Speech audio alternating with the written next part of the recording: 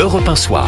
19h, 21h, Pierre de Villeneuve. Avec Jean-Claude Dacier. Bonsoir Jean-Claude. Bonsoir. Bonsoir Arnaud Benedetti. Bonsoir. Et bonsoir à vous Jean-Marie Roy. Bonsoir. Merci d'être avec nous, académicien, romancier, essayiste. Drôle de justice qui a été publié en livre et maintenant sur scène à partir du 8 octobre prochain au théâtre de Passy. Alors comment est-ce que on adapte Drôle de justice qui est une pensée sur la justice? Non, il y avait, disons, une longue préface. Et après, il y avait la dans pièce. laquelle C'est vrai. je proposais un certain nombre de réformes de la justice. Et puis, c'était les préfaces à la pièce de théâtre. Et on avait surtout parlé effectivement de la préface quand vous étiez venu. Voilà. Mais ensuite, effectivement, il y a la pièce et ça va être joué au théâtre de Passy. Est-ce qu'on a les acteurs? Bien sûr. Daniel Russo et Florence Darel, plus 5 autres acteurs qui sont excellents. Ce sont des très grands acteurs et c'est mis en scène par un très grand metteur en scène qui est Daniel Collas. Extraordinaire. Et donc, c'est à partir du 8 octobre.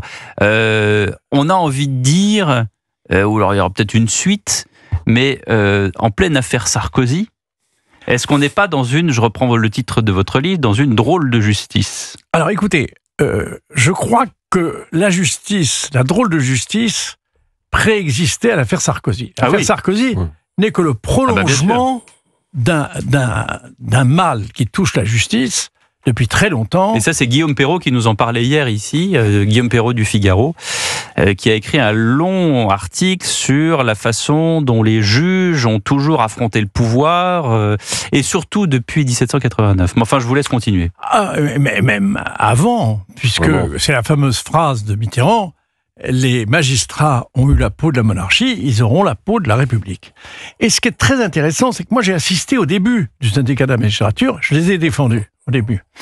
Parce que j'avais défendu, vous savez, le juge Secaldi, qui a été asbrouqué, vous savez, contre les compagnies pétrolières. Parce que le pouvoir politique avait la main mise à la chancellerie sur la justice. Et puis ensuite, ça a été l'inverse. L'inverse, c'est que maintenant, les magistrats ont pris le pouvoir. C'est ce qu'on appelle la République des juges. Et si vous voulez, on a abouti à une justice de droit divin. Et c'est extrêmement dangereux. C'est très très dangereux parce que ces juges, plus personne ne les contrôle. Le Parlement ne les contrôle pas. Et vraiment, ils ont un sentiment de toute puissance qui est très dangereux pour eux-mêmes. Et si je les attaque, c'est dans leur propre intérêt. Donc vous êtes plein de bonne volonté, vous pensez que les juges vont vous écouter et changer... Ils ont commencé par me condamner dans l'affaire Omar Haddad à 100 000 euros de dommages intérêts, mais de méthode. Je ne leur en veux pas. Même si je pense que j'ai eu raison et qu'ils se sont complètement mis le doigt dans l'œil dans l'affaire Omar Haddad d'une façon monstrueuse, parce que l'affaire Omar Haddad, c'est un déni de justice effrayant.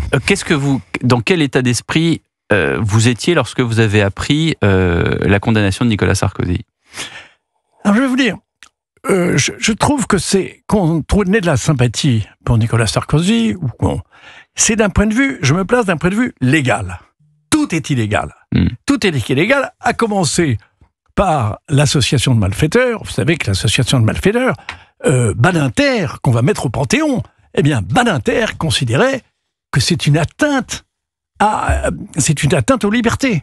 Donc on l'a supprimé pendant 4 ans, ça a été rétabli, mais c'est monstrueux, c'est fait en principe dans la lutte contre les grands banditisme. Les grands trafiquants de drogue. Oui. Pour un président de la République, c'est carrément ridicule. Ensuite, autre chose qui me choque énormément, c'est que Nicolas Sarkozy était ministre de l'Intérieur lorsqu'il est allé en Libye. Donc, en principe, il aurait dû dépendre de la Haute Cour de justice. Et enfin, disons, bien sûr, cette exécution provisoire, qui est complètement grotesque, et donc, si vous voulez... Qui a été demandée non pas par le parquet national financier, mais par le tribunal qui a rendu cette décision. Oui. Donc par les 3 juges, dont la présidente qui est... Cet acharnement n'est pas d'aujourd'hui. C'est pour ça que c'est intéressant, parce que je crois que l'affaire Sarkozy va être disons, la goutte d'eau qui fait déborder le vase, c'est-à-dire, il y avait quand même l'affaire Fillon, qui est une monstruosité.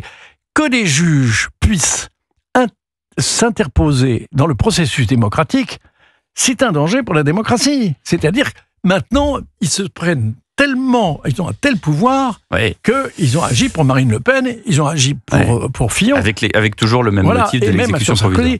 Donc, Je pense il va y avoir un réveil de l'opinion et qu'on va enfin faire un certain nombre de changements, intervention des députés, mais surtout, et puis il faut réformer l'école de la magistrature, ce que je propose dans mon livre. Arnaud Benedetti. Je suis d'accord avec vous sur les déséquilibres aujourd'hui, c'est-à-dire qu'en fait, on voit bien une autorité judiciaire qui, je vais dire, a pris le pouvoir et qui vraisemblablement veut l'imposer procès après procès vis-à-vis des politiques. Mais les politiques ont une part de responsabilité, ne le pensez-vous pas? L'exécution provisoire, c'est une disposition législative qui a été votée par l'Assemblée nationale en 2014 ou 2015, il me semble, après le procès, après l'affaire Cahuzac. Donc, ne pensez-vous pas quand même que quelque part, ce sont les politiques qui ont donné des armes aux juges les eux-mêmes? Politiques ont le trouillomètre à zéro. Et vous pouvez voir que, par exemple, les sénateurs ont fait une commission d'enquête parlementaire pour Benalla. Franchement, est-ce que Benalla était vraiment un danger pour la République? En revanche, sur un certain nombre d'affaires monstrueuses, que j'évoque dans ma pièce, les disparus de Lyon. Il y a 15 filles qui ont disparu. Pendant 20 ans, il n'y a eu aucune enquête qui a été faite. Et la seule personne qui a fait une enquête, c'est le gendarme Jambert. Et il y a enfin eu le procès. Et la veille du procès, qui était le procès sur l'apothéose, il s'est suicidé de 2 balles dans la tête avec des orifices différents. Et les juges ont trouvé que ce suicide était tout à fait normal. Alors, c'est là où il y a vraiment un problème, parce que le Parlement devrait, pour un certain nombre d'affaires, y compris l'affaire Sarkozy, pourquoi essayer... Le Parlement, en l'état actuel des choses, sérieusement, Jean-Marie Arouard? Ah non, en ce moment, je crois que le Parlement n'a plus sa tête. Il n'a plus sa tête, il est complètement... Et il n'a plus sa colonne vertébrale non plus. Il n'a plus, non. Donc, mais quand même... Et puis, regardez, pour l'exécution provisoire, ça prouve qu'ils n'ont pas fait quand même un minimum d'années de droit, puisque c'est contrevenir complètement au droit d'appel. Et à ce moment-là, vous donnez des armes à des juges dont a une présidente qui a manifesté contre Nicolas Sarkozy en 2011. Jean-Claude Dacier. Je partage le point de vue de mes 2 amis présents dans ce studio. À cette réserve près, c'est que l'opinion française me semble encore nourrir un grand respect pour l'institution judiciaire. J'ai regardé les sondages, je pensais qu'il y aurait une protestation plus large, il faut que je sois honnête, je me suis trompé.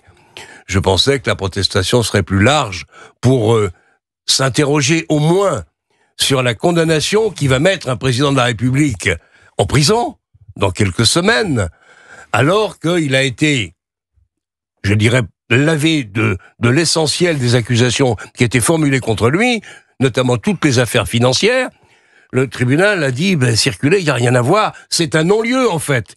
Et puis, ils sont allés rechercher cette association de malfaiteurs qui a amené tout de même, avec l'exécution provisoire, ce jugement qui... alors, j'ai vu le sondage le moins défavorable, mais quand même 58% des Français en décision impartiale.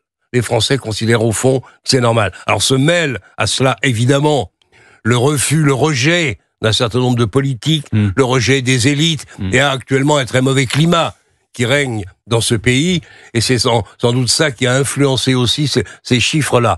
Mais néanmoins, qu'on mette, et quand on va voir l'image, si on la voit, d'un président de la République entrant à la prison de la Santé, alors que l'essentiel des reproches qui pouvaient lui être faits, j'en sais rien, je connais pas le dossier, ont été neutralisés, déclarés, il n'y avait rien à voir par le tribunal, et on va rechercher une accusation qui leur permet tous les abus, et on l'a vu, et le résultat, c'est la prison. Franchement, ça peut nous arriver en sortant d'ici. Je le crains. Nous allons prendre un café, on boit un petit peu de coup de trop, et puis subitement on dit, tiens, si on faisait un coup d'État pour rigoler, eh bien... on peut tomber sous le coup de l'association de malfaiteurs. Ben oui, c'est comme ça. Merci beaucoup Jean-Marie Arouard d'être passé par le studio d'Europe 1. Dès le 8 octobre au théâtre de Passy, c'est ça, hein, le théâtre de Passy qui est juste à l'angle de Saint-Jean-de-Passy. Voilà, vous remontez la rue Renoir et puis tac, c'est juste là et ça sera donc Drôle de justice adapté au théâtre. C'est une pièce drôle, hein, c'est une pièce oui, sérieuse. Si c'est Daniel Russo, c'est que ça doit être très drôle, en effet. N'oubliez pas que demain, Culture Média vous attend de 10h à 11h30 avec au programme Kenji Girac qui viendra, qui sortira de son autobiographie Mi Vida aux éditions Flammarion et qui chantera en direct exclusivement pour les auditeurs d'Europe 1. Nous on revient dans un instant avec les questions internationales. À tout de suite sur Europe 1.